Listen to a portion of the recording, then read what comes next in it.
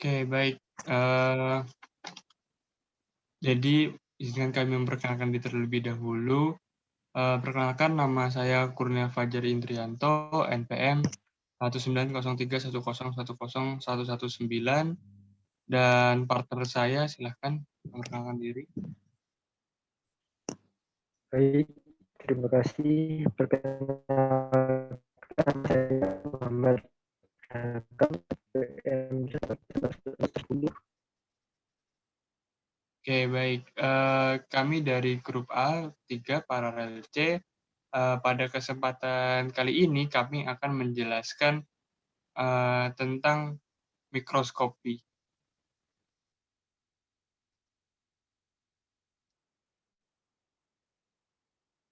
Jadi, mikroba atau mikroorganisme itu adalah makhluk hidup yang ukurannya sangat kecil, yang sulit sekali dilihat oleh mata normal manusia ya.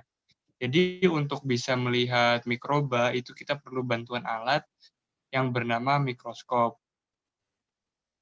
Nah, mikroskop ini dia memiliki kemampuan untuk melihat organisme atau objek-objek yang ukurannya sangat kecil, atau bisa dibilang ukurannya itu bisa di skala mikromilimeter, nanomilimeter, gitu. Nah, biasanya ini menggunakan mikroskop itu dengan bantuan cahaya. Nah, untuk prinsip kerjanya sendiri, cahaya dibiaskan oleh lensa kondensor. Setelah melewati lensa kondensor, sinar mengenai spesimen dan diteruskan oleh lensa objektif, di mana lensa objektif ini dapat memperbesar bayangan yang dilakukan oleh mikroskop. Nah, setelah itu sinar yang diperbesar bayangannya itu diteruskan lensa objektif ke lensa okuler, di mana lensa okuler ini adalah lensa yang letaknya dekat dengan mata kita gitu. Nantinya akan ditangkap oleh mata kita. Nah, selanjutnya untuk bagian-bagian mikroskop itu ada lensa okuler, berfungsi memperbesar bayangan dan yang dibentuk lensa objektif. Yang kedua ada tabung mikroskop menghubungkan lensa okuler dengan lensa objektif. Yang ketiga revolver untuk pemutar objektif sehingga mengubah perbesaran. Yang keempat ada lensa objektif perbesaran lemah, di mana dia memperbesar bayangan objek dengan perbesaran 10 kali. Ada juga lensa objektif perbesaran kuat, di mana dia memperbesar bayangan objek dengan perbesaran 50 kali. Yang keenam ada meja mikroskop, berfungsi meletakkan kaca objek. Yang ketujuh ada klip untuk menjepit kaca objek. Yang kedelapan ada kaki mikroskop sebagai tumpuan mikroskop berdiri, ada juga cermin dan juga diafragma, di mana diafragma ini berperan untuk mengatur banyaknya cahaya yang masuk ke dalam objek tadi. Nah, selanjutnya bagian mikroskop ada yang namanya lengan mikroskop, di mana ini untuk membantu kita itu pegangan dari mikroskopnya itu sendiri. Nah, ada juga pemutar halus dan pemutar kasar, di mana ini untuk menaikkan dan menurunkan meja benda secara halus dan lambat atau secara kasar dan cepat. Nah, selanjutnya kita akan membahas mengenai jenis-jenis mikroskop, di mana ada 3 jenis mikroskop. Yang pertama adalah mikroskop cahaya. Cara kerjanya yaitu menggunakan cahaya untuk mendapatkan visualisasi gambar atau objek yang diamati. Selanjutnya ada mikroskop stereo, di mana mikroskop ini tuh digunakan untuk melihat objek secara tiga dimensi dan secara realistis dengan perspektif yang luas. Jadi maksudnya adalah pada saat penggunaan mikroskop stereo ini kita menggunakan kedua mata kita untuk mengamati objek. Biasanya pada mikroskop yang standar atau mikroskop cahaya biasa itu hanya menggunakan satu mata. selanjutnya adalah jenis mikroskop elektron, di mana mikroskop ini memanfaatkan elektrostatik dan elektromagnetik untuk mengatur pencahayaan dan tampilan gambar. Nah, jadi pada saat menggunakan mikroskop elektron itu juga hasilnya tuh sudah jelas data-datanya. Jadi terkait data yang akan kita peroleh dari objek yang akan diamati dengan mikroskop elektron ini sudah bisa didapatkan hasilnya langsung. Dan juga mikroskop elektron ini ada berbagai jenisnya. Beberapa di antaranya adalah mikroskop SEM, TEM, dan juga XRF. Oke, mungkin untuk saat ini akan dijelaskan oleh partner saya. Baik, terima kasih untuk hal-hal yang perlu diperhatikan dalam menggunakan mikroskop. Di antaranya itu untuk sebelum memakai mikroskop, di sini itu kita mengamati apakah preparat mikroskop sudah bersih dari debu atau kotoran. Nah, di sini seperti kayak lensa, cermin, kaca objektif itu bisa dibersihkan dengan menggunakan kain yang halus atau kapas jika belum bersih. Kemudian untuk lensa objektif okuler dapat dibersihkan dengan menggunakan silol. Nah, silol sendiri merupakan jenis cleaning agent di mana berfungsi untuk membantu dalam membersihkan lensa objektif okuler sehingga proses pengamatan dengan menggunakan mikroskop akan jauh lebih mudah. Kemudian setelah selesai memakai mikroskop, di sini itu kita membersihkan kembali alat-alat tadi yang telah digunakan seperti kayak lensa deck glass. Nah, tujuan dari pembersihan setelah memakai mikroskop agar alat tersebut jika digunakan di kemudian hari itu masih dapat digunakan secara optimal. Fungsinya tidak akan berkurang seperti sedia kala.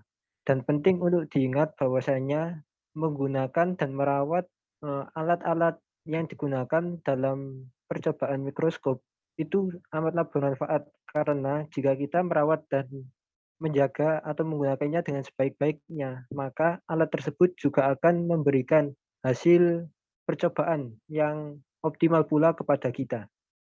Next. Kemudian untuk morfologi jasad renik. Di sini pada bakteri itu memiliki bentuk yang bermacam-macam morfologinya. Ada yang berbentuk batang, spiral, dan bola. Nah, pada slide untuk yang batang itu ada yang berbentuk monobasil, di mana monobasil itu bentuk bakteri yang memiliki satu batang. Kemudian untuk selanjutnya ada diplobasil atau bentuk batang yang bergang dengan dua batang. Kemudian ada streptobasil di mana berbentuk batang yang bergang dengan bentuk rantai yang memanjang. Kemudian ada bentuk selanjutnya yakni spiral. Untuk bentuk spiral sendiri di sini itu ada 3. Pertama itu ada spiral itu sendiri di mana golongan bakteri dari bentuk spiral ini misalnya spirilium. Kemudian ada bentuk vibrio atau bentuk spiral namun sempurna. Nah, misalnya itu vibrio kolera atau penyebab penyakit kolera. Kemudian bentuk selanjutnya ada spiroseta, yakni berbentuk spiral yang tubuhnya dapat memanjang atau mengerut. Untuk morfologi bentuk selanjutnya ada bola. Di sini untuk bentuk bola ada yang namanya monokokus atau bentuk bola tunggal. Nah, misalnya ini kayak Neisseria gonorrhoeae atau bakteri penyebab penyakit kencing nanah. Kemudian ada bentuk Diplococcus atau bentuk bola yang bergang 2 dengan jumlahnya itu 2 bola. Seperti kayak Diplococcus pneumonia atau penyebab penyakit pneumonia. Kemudian ada bentuk sarkina. Nah, sarkina sendiri merupakan bentuk bola yang berkelompok 4, sehingga bentuknya itu mirip kayak kubus. Selanjutnya ada bentuk streptococcus, di mana bentuk bola ini itu berkelompok memanjang membentuk rantai. Dan bentuk terakhir yakni Staphylococcus, di mana bentuk bola ini itu berkoloni, membentuk kelompok sel yang tidak teratur, sehingga bentuknya mirip kayak buah anggur. Next.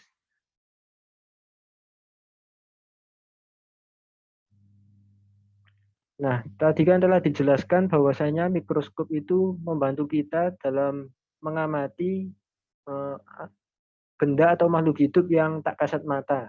Nah, di sini untuk faktor yang mempengaruhi dari kerja mikroskop sendiri itu ada 3. Pertama itu intensitas. Nah, rentang intensitas cahaya yang dimiliki mikroskop adalah dari level 1 hingga 6. Nah, 1 ini memiliki intensitas yang kurang kuat dan 6 itu memiliki intensitas yang paling tinggi atau intensitasnya itu paling terang. Nah, di sini itu intensitas mempengaruhi gelap terang dari hasil bayangan yang dihasilkan dari si mikroskop. Kemudian untuk pencahayaan di sini bahwa pencahayaan yang tepat adalah cahaya yang memiliki daya tembus paling besar. Nah, untuk daya tembus yang paling besar didapatkan bila panjang gelombang paling kecil. Nah, warna yang sesuai ini adalah warna ungu, karena warna ungu memiliki daya tembus paling besar dan dalam hal ini panjang gelombangnya yang paling kecil di antara warna-warna yang lain. Nah, untuk faktor ketiga yakni ada filter. Filter digunakan untuk menyaring warna sehingga didapatkan warna yang sesuai. Karena cahaya yang digunakan biasanya berwarna putih, maka dapat digunakan filter berwarna ungu untuk mendapatkan hasil yang lebih jelas. Nah, kenapa warna ungu? Seperti yang telah dijelaskan pada faktor pencahayaan, bahwasanya faktor ungu memiliki daya tembus paling besar dengan panjang gelombang paling kecil.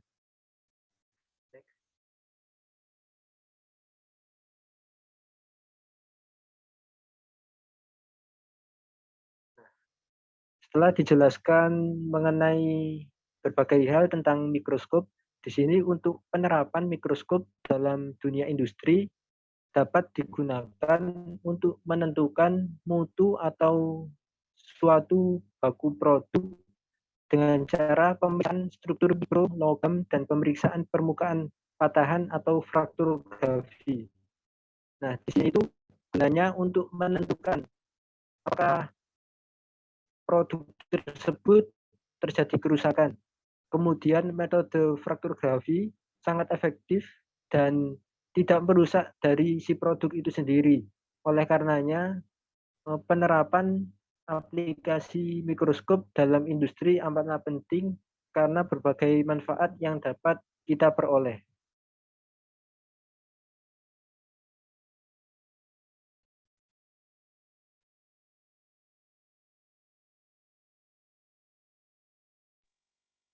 Oke, baik. Mungkin itu saja yang bisa kami sampaikan. Kurang lebihnya mohon maaf apabila ada kesalahan kata. Terima kasih untuk teman-teman yang sudah bersedia untuk mendengarkan penjelasan dari kami. Wassalamualaikum warahmatullahi wabarakatuh.